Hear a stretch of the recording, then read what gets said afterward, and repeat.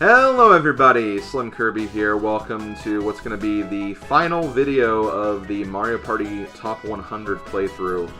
Yeah, we're already done with this game. There's really not a lot of content here, not really a lot to discuss. So we're just going to finish up here what we have to talk about and pretty much leave it at that. So the first thing I want to very quickly showcase, as you can see, we have the file select screen.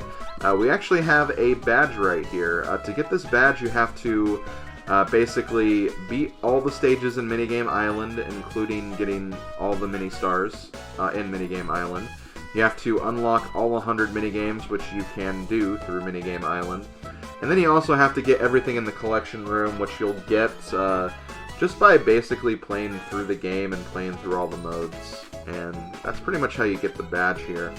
Now there is actually something else you can get here as well. If you finish the hard version of Minigame Island, you'll also get a banner for your file as well, which just basically shows you that you've fully completed everything. And because you have to basically win all the games in Minigame Island on hard, there's no stipulation between beating it and then clearing everything, since you will clear everything if you do beat it. So that's basically all we need to really talk about in regards to the file select screen here. I already have it selected, that's why. Basically, as far as Minigame Island is concerned, the only unlockable things for here is if you basically beat Minigame Island, you'll unlock the Minigame Island hard mode, and if you get all 300 mini stars in Minigame Island, you will unlock the master CPU difficulty, which you can use in all of the other modes. So those are really the only unlockables for Minigame Island. Minigame Island hard, as I mentioned before, is basically just playing through Minigame Island again, just with the added stipulation where you have to win all the minigames. You can't just clear a game. You actually have to win them, which is kind of unfortunate and kind of lame, but that's what you have to do. So if you want to take on that challenge, best of luck, especially when all of those luck-based minigames come into play, because seriously, why would they put those in a single-player adventure mode with lives? I have no idea. That's kind of dumb.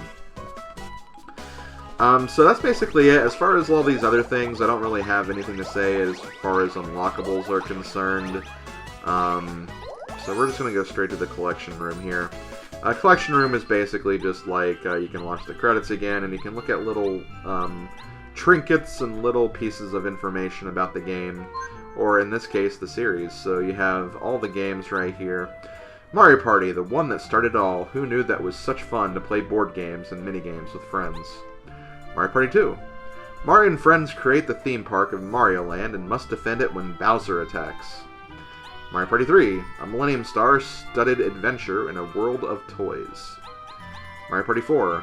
Challenge the map crafted by Toad and Shy Guys to receive your presents. Wait.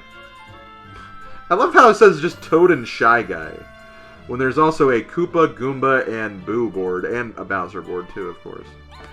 Mario Party 5. The party moves to Dream World. Kick things off with the Star Spirits and a variety of dream maps.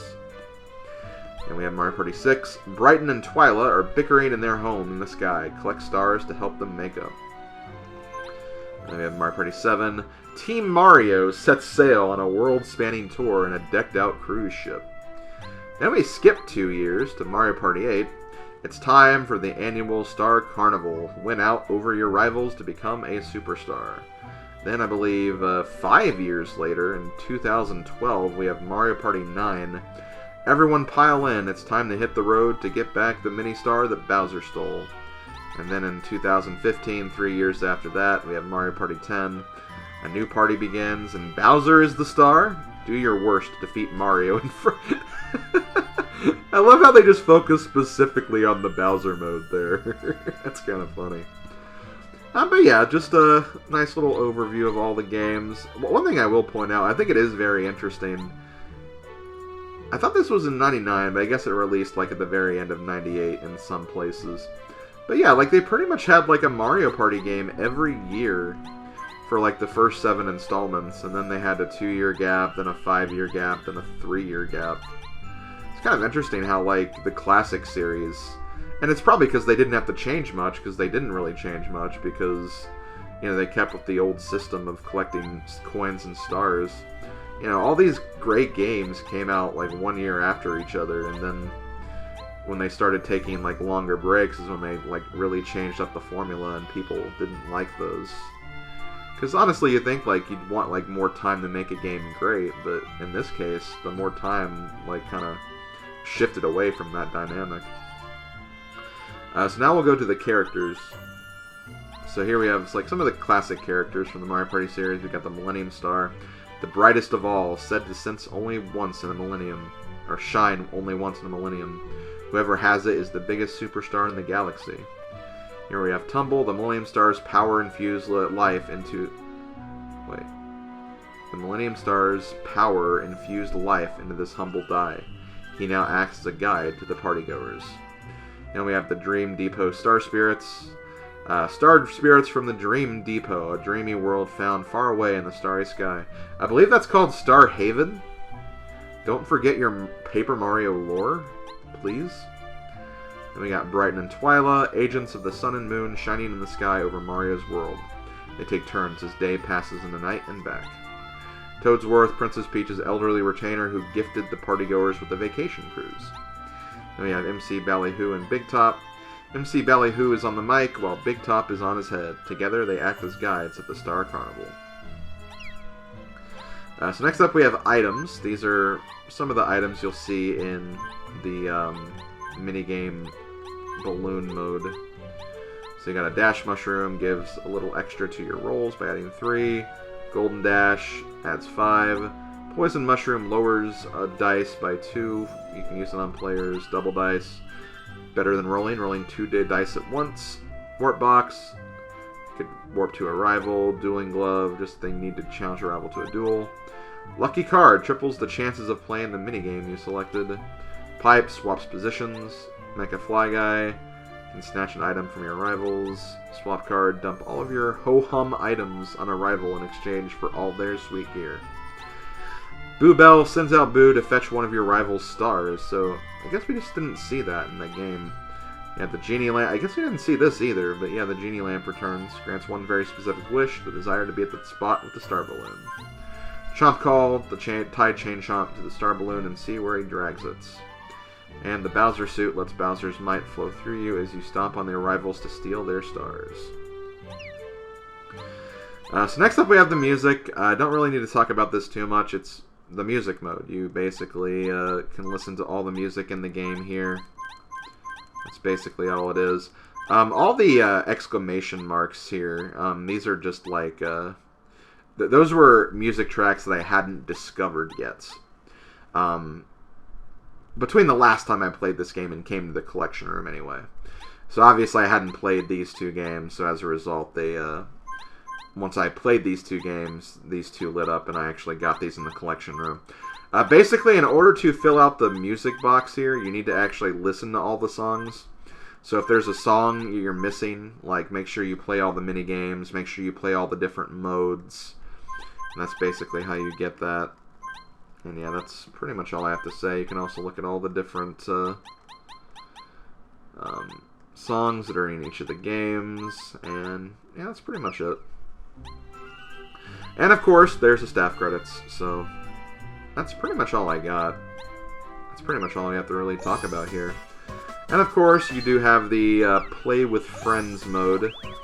Unfortunately, and I mean, Nintendo hasn't exactly done very well with this, but this is before Mario Party has online, so you can only play with friends locally, so you have to have, I think you actually have to have the games too. I'm not sure if there's, like, download play or anything like that. There might be.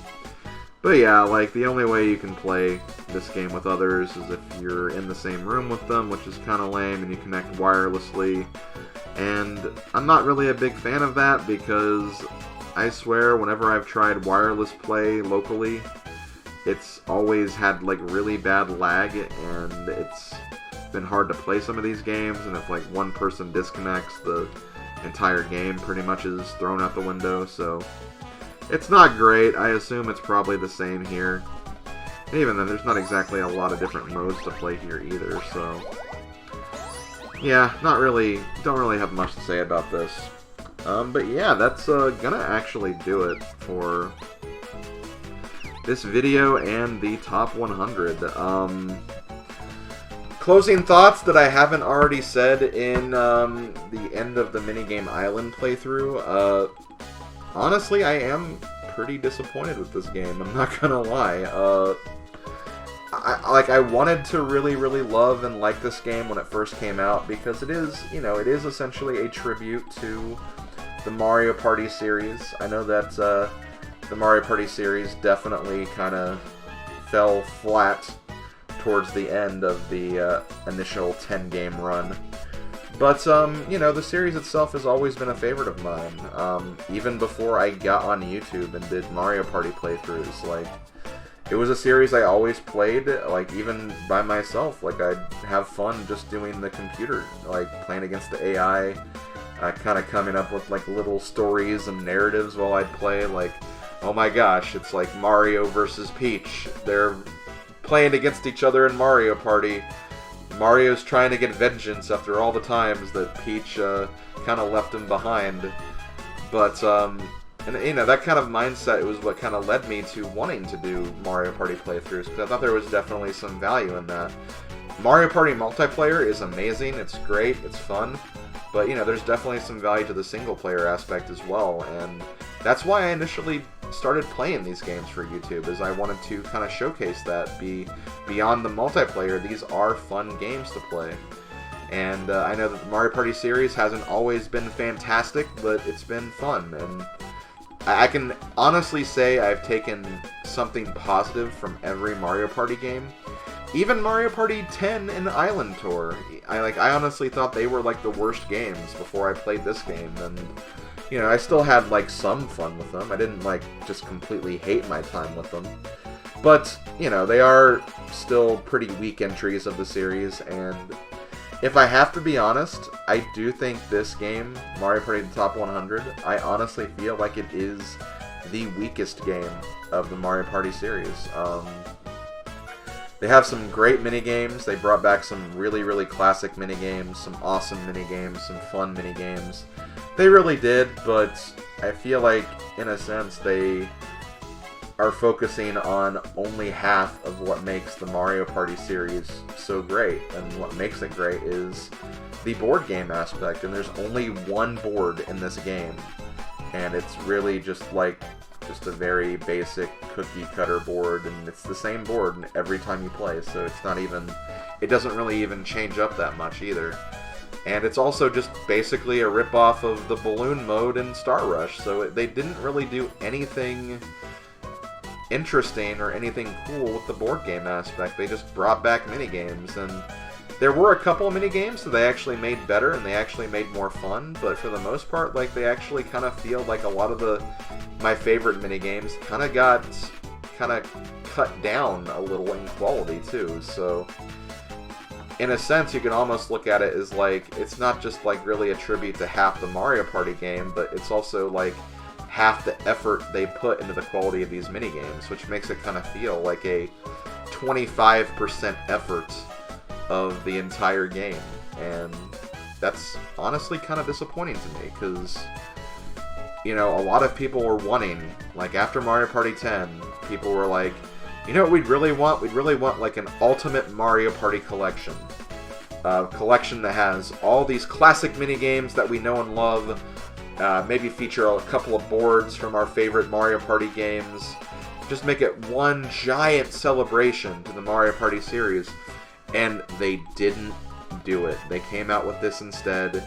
And while there is, you know, some interesting aspects of this, I just feel like it didn't really do the series justice. And that's why, honestly, I feel like this is probably the worst Mario Party game. In my own honest opinion, I do think it's the worst. But not to say that you can't have fun with this game. There is definitely some fun to be had. I am glad I did finally play this, as disappointed as I was with the package overall. It's just that, you know, in terms of what I really wanted from a Mario Party tribute, this is just not that game. And maybe that's my fault for having those expectations. But when you say, like, the top 100, like, the cream of the crop, the best minigames of the entire game, and there's so many missing games. There's some games that are just poorly represented and have, like, really not really any minigames at all. And they have some of the worst minigames in this game, like some games that people are just, like, do not like playing. I think it's just, like, it was not a very well thought out idea. They honestly should have had, like, maybe, like, some kind of poll or something where people could vote on their favorite minigames from every Mario Party game, and you know, they could have like the 10 highest vote getters in each of the games. I mean, at least that would be more based on the people who actually play the series. I think they should have done something like that, but they didn't. Instead, the developers chose the games, and while they did choose some good ones, they also chose some really bad ones too, and they also ruined some good ones by just small little controls or just visuals or animations and stuff. It just, I don't know. It was a very, very cheap, low effort game, I think, and that's just my personal opinion. Many people are willing to think and believe otherwise, and that's fine. But for me, very, very disappointing. But I am glad I finally got to play this for you guys and also for myself. And with that, we can move on to the next Mario Party game, sometime within the next year, probably. The Mario Party game that I feel like, although it's not perfect by any means, it did kind of shine a nice light in the darkness, and it shows that there is still hope in the Mario Party series. And because of that, the next Mario Party game we're looking at is Super Mario Party for the Nintendo Switch. Like I said, that'll probably happen within the next year or so. I can't give you a exact time on that because I'm definitely still trying to figure out a lot of things when it comes to my YouTube channel and all the projects I'm doing and everything. But Super Mario Party will be the next playthrough, I assure you. And should be a lot of fun. I really enjoyed playing the game when it first came out. I haven't really played it since, but I had a really good time with it, and I'll be looking forward to going back to it and showcasing it for you guys. If you guys do want a little bit of a teaser, you can always go to my Twitch archive channel, where I do actually have a playlist that features all of the Super Mario Party streams I did when the game first came out. So if you do want to take a look at some of the content before I get to the playthrough, you can. But if not, I will see you guys when we get to that playthrough. So that's all I got. I might do one more video in the future. I don't know if it's going to be soon or a couple months from now. But I'm actually going to be doing a special video. The next Mario Party kind of ranking video I do. It's not really going to be like a ranking video per se, but you know, this is Mario Party the Top 100. The developers picked their top 100 games to be in this game. And I've kind of been thinking while playing through this, like, what would my top 100 be? What games would I put in my top 100?